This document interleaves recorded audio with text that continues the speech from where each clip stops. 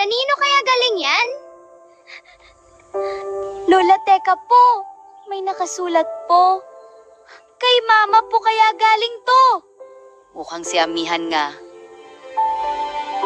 Lola, parang basa po yung box. Sana hindi nasira. Buksan natin ng maayos po. Lola, may sulat. Parang nabasa na po. Paano kung hindi na natin mabasa? Okay lang yan, Apo. Dahan-dahan lang.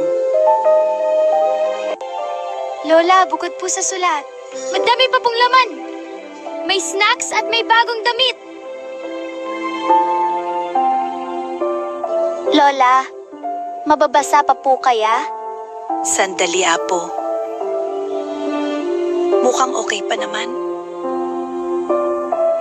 Dear Angel, kung nababasa mo ngayon ang sulat na to, ibig sabihin dumating na yung package sa bahay. Miss na miss ko na kayo ni Lola Nena mo. Konting tiis na lang, anak. 2 taon na lang at makakauwi na si Mama. 2 taon pa po. Magpapakabait ka dyan at mag-aral ka ng mabuti.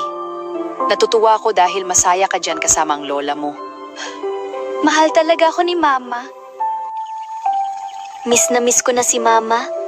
Mabilis lang lilipas yan, Apo. Excited na po ako makita ulit siya. Uy, Lola Nena, may package pala galing abroad. Opo, kay Mama po galing. Pinadalhan kami galing Canada. Lola, bakit po ang daming nakatingin? Naku, Apo, buong barangay yata makakaalam na may package tayo.